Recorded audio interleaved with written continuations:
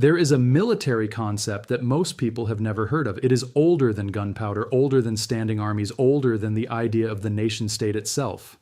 And it is more devastating than any missile, more decisive than any airstrike, and more permanent in its consequences than any battle fought on open ground. It is called a siege, not the medieval version with battering rams and castle walls, the modern version, the version where you do not send a single soldier across a border. You do not fight for a single city block. You do not even need to destroy the enemy's army. You just find every road, every bridge, every railway corridor, every port, and every supply line through which that army feeds itself, arms itself, fuels itself, and sustains its ability to keep fighting, and you erase them from the map one by one until the military machine on the other end has nothing left to consume. You do not defeat the army, you starve it, and then you wait for the fighting to stop, not because the adversary chose to stop, but because the adversary physically cannot continue. That is what is happening right now to the Islamic Revolutionary Guard Corps in southern Iran. And the footage that Central Command just released documents it with a specificity that no briefing, no press conference, and no political statement could communicate as clearly as the imagery of 6 highway and railway bridges in Hormozgan province ceasing to exist in a single night. The coverage has been focused on the explosions. I am going to show you the siege, and by the time I am done, you will understand why the bridges matter more than every missile, every radar site, and every command center that was struck in the 5 nights before them. Before I walk you through exactly what was destroyed, why it was destroyed in that specific sequence, and what it means for the IRGC's ability to keep fighting, hit the like button right now. 2 seconds, it costs you nothing. And it tells the algorithm that serious, unfiltered analysis deserves to reach people who actually want to understand what is happening instead of watching another highlight reel of explosions. Subscribe and tap that notification bell. This is where we decode what the footage actually means. And what it means right now is something nobody else is explaining. Here is the story the coverage has been telling you.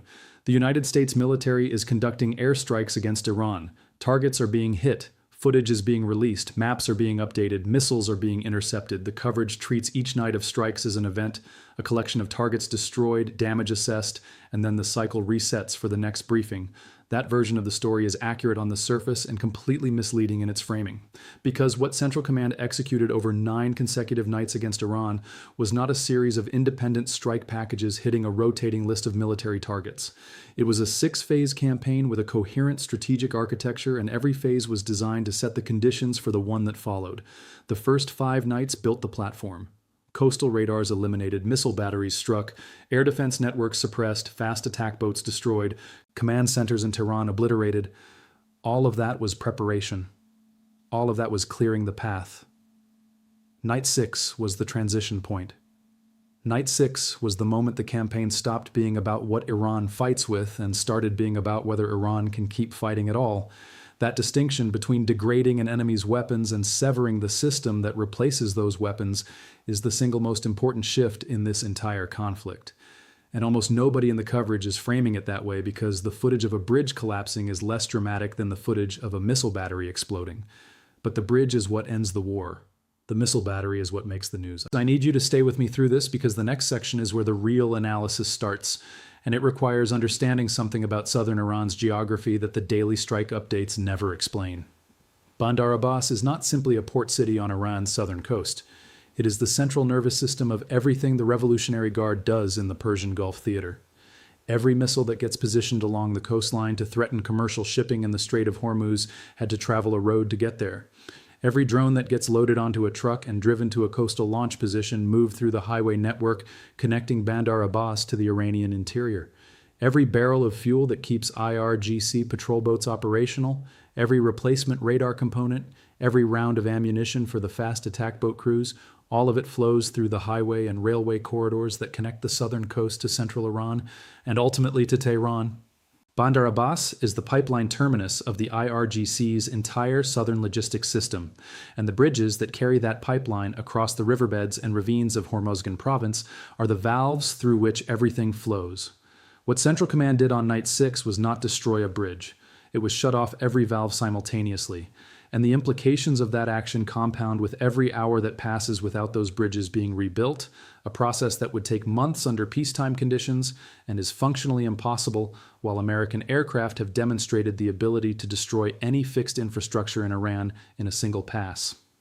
Let me walk you through the specific bridges because the selection was not random, and the route network, each one disrupted, tells you the full story of what the IRGC has been cut off from. Think of this as 4 arteries, each one feeding a different dimension of the IRGC's ability to sustain operations in the south.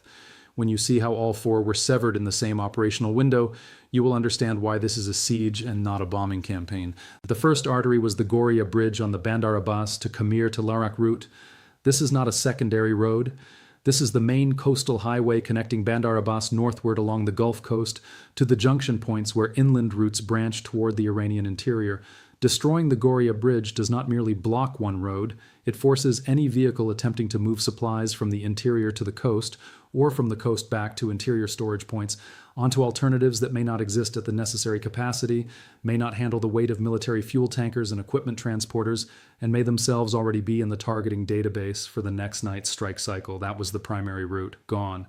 The second artery was the 2 bridges on the Krestin Road.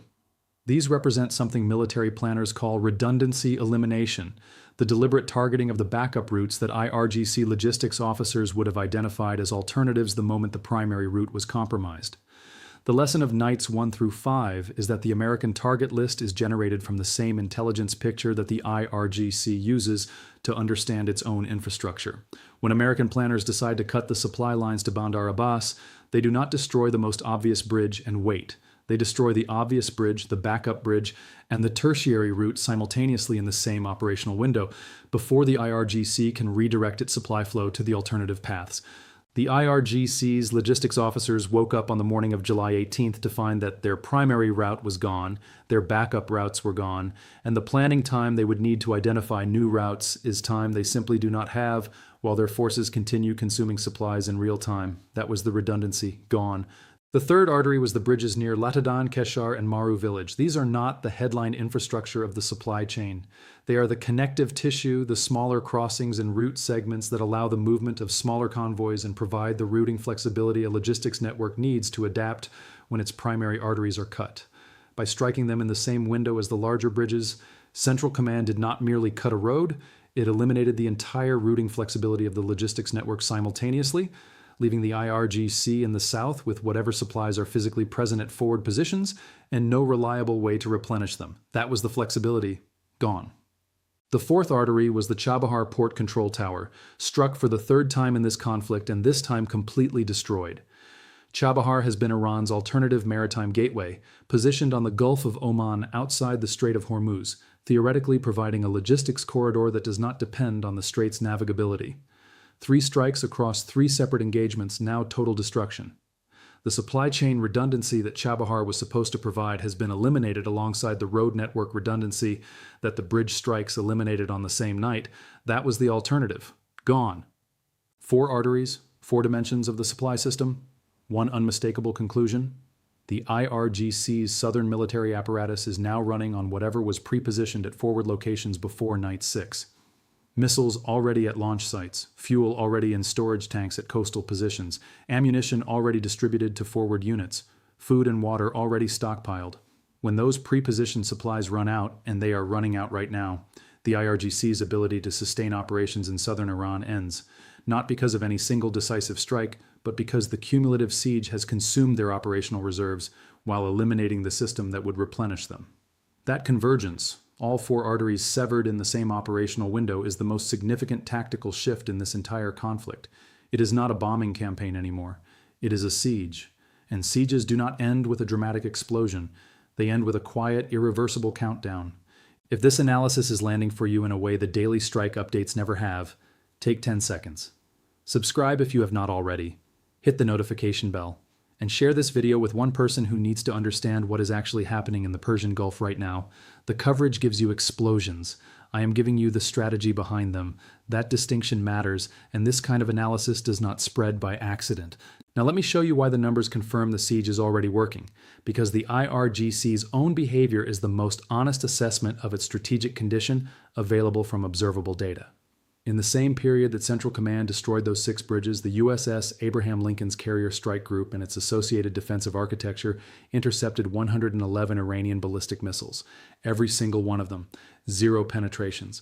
That number is not just a demonstration of American defensive capability, it is a data point that reveals the state of Iranian offensive capability with a precision that no intelligence briefing could match. Think about what we will call Ramin. We do not know his real name. He is a composite, a stand-in for the IRGC missile battery commanders whose operational reality these numbers describe. Ramin commands a coastal missile unit south of Bandar Abbas. 3 months ago, his unit was part of coordinated salvos, dozens of missiles launched simultaneously across multiple batteries to overwhelm American defenses through sheer volume. The logic was sound on paper. Even a 90% intercept rate means that 10% of a large enough salvo gets through, and 10% of a large salvo can still sink a ship or destroy a base. That logic no longer works. The intercept rate against the Abraham Lincoln Strike Group was not 90%. It was 100%, 111 missiles, 0 penetrations. For Ramin, that number means something very specific. It means that every missile his unit launches from this point forward will be destroyed in flight. It means the fuel, the transport, the crew exposure required to position and fire each missile produces 0 military effect on the target at an enormous cost to his unit's remaining inventory. And it means the inventory itself is declining to approximately 12 missiles per day across the entire IRGC Southern Front, down from the multi-dozen coordinated salvos of the opening exchanges. That decline is not a conservation strategy. You do not go from launching scores of missiles in coordinated salvos to launching 12 per day because you are saving them for a decisive future moment. You go to 12 per day because 12 per day is what you can still access, coordinate, and launch through what remains of your operational infrastructure after 8 days of continuous American air operations have struck your storage facilities, damaged your production infrastructure, and severed the supply routes that would bring replacements forward. Rahman knows what 12 per day means. It means the countdown has started, and he knows the bridges that would have brought him replacements are not there anymore. Now here's where the IRGC's own response tells you everything you need to know about its actual strategic assessment, regardless of what its spokespeople say on television. In the same period that Central Command was destroying bridges and intercepting missiles, the IRGC struck targets in Bahrain, Kuwait, Jordan, and Qatar. And among those targets, it hit a power and water desalination plant in Kuwait. That target choice deserves your full attention. Kuwait is a country with virtually no natural fresh water. Its desalination infrastructure is not a strategic luxury, it is an existential requirement. The water that its population drinks, that its hospitals use, that its industry depends on comes from desalination. Striking that infrastructure is not a military escalation in the conventional sense. It is an attempt to inflict pain on civilian populations in countries hosting American operations, hoping that civilian suffering will create the political pressure to stop the military campaign. A military force that is winning does not need to strike an ally's water supply. A force that has remaining offensive capability of significance applies military pressure through military means against military targets and achieves military outcomes. A force that strikes water plants is a force that has run out of military options capable of producing military results and has shifted to a strategy of desperation. The IRGC struck a water plant. That single target choice is a more honest assessment of the IRGC's strategic condition than every press conference its commanders have held combined. And then there is the dimension that almost nobody in the coverage is treating with the seriousness it deserves. The naval blockade enforcement at Karg Island. Karg Island is Iran's primary oil export terminal. It handles the bulk of Iranian crude production that is actually accessible to export markets despite the sanctions regime.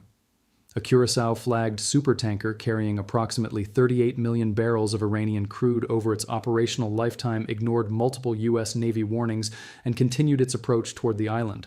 American aircraft fired Hellfire missiles directly into the vessel's smokestack, disabling propulsion without sinking the ship or targeting the crew. The vessel was stopped. Karg Island did not receive its cargo. And the message transmitted to every Shadow Fleet operator running the same calculation about whether the American naval blockade would hold under economic pressure was delivered with the mechanical precision of a missile that did not miss. No revenue from Karg Island means no procurement budget for replacement missiles, no budget for replacement drones, no salary payments to IRGC personnel, no maintenance budget for whatever equipment survives the strikes. The blockade is not a sideshow to the military campaign. It is the financial dimension of the same siege, cutting off revenue on one axis while the bridge strikes cut off supply on another, while the missile intercepts burn through offensive inventory on a third, 3 axes of siege, all tightening simultaneously. Now zoom out with me because this is the frame that transforms everything you have just absorbed. The IRGC's strategic endgame in this conflict was never the destruction of the American military presence in the Gulf. That was never realistic, and their planners knew it. The endgame was control of the Strait of Hormuz as a permanent post-conflict condition, a toll booth on approximately 20% of the world's seaborne oil supply, enforced by the credible threat of missiles, patrol boats, and coastal defense systems against any vessel that did not comply with whatever transit requirements the Islamic Republic chose to impose. That control would have transformed the IRGC from a regional military force into a structural veto over the global energy economy. The June ceasefire was Iran's attempt to get that control codified in a diplomatic framework, and the IRGC's decision to break that ceasefire by attacking commercial vessels was a deliberate test to determine whether the United States would enforce the terms or look away to preserve the diplomatic framework. The calculus was straightforward.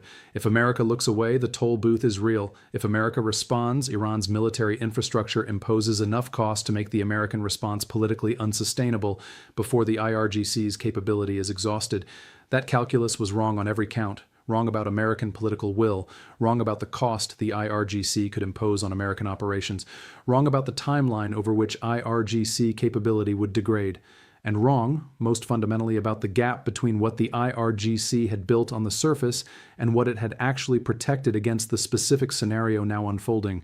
Because every missile battery, every patrol boat, every radar system, every command center depends on a supply chain that runs across bridges, through ports, along highways, and those were never hardened against the kind of systematic, methodical, night-by-night elimination that Central Command has now executed for 9 consecutive days without pause, without deterrence, and without a single Iranian missile penetrating the defensive architecture protecting the force that is doing the destroying.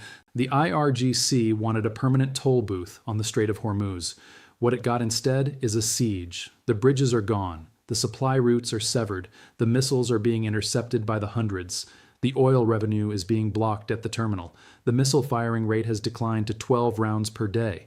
And 50,000 American troops described by Central Command as lethal and ready represent a ground-capable force whose presence in theater is its own form of strategic communication to an adversary whose military options are narrowing with every operational cycle that passes. The Mullahs will not make a deal, so here is what happens next. The siege continues, the reserves run out, and the fighting stops. Not because anyone in Tehran chose to stop, but because there is nothing left in the supply chain south of the bridges that no longer exist. Sieges do not end with a headline, they end with a silence. And that silence is getting closer with every bridge that falls. If this analysis helped you understand what the footage actually means, subscribe, hit the bell, and drop your assessment in the comments. Share this with one person who deserves to see the strategy behind the explosions. The next night's targeting list is already in the database, and whatever is on it, it will execute against an IRGC that has 1 fewer supply route, 1 fewer command center, and approximately 12 fewer missiles than it had when the sun came up this morning.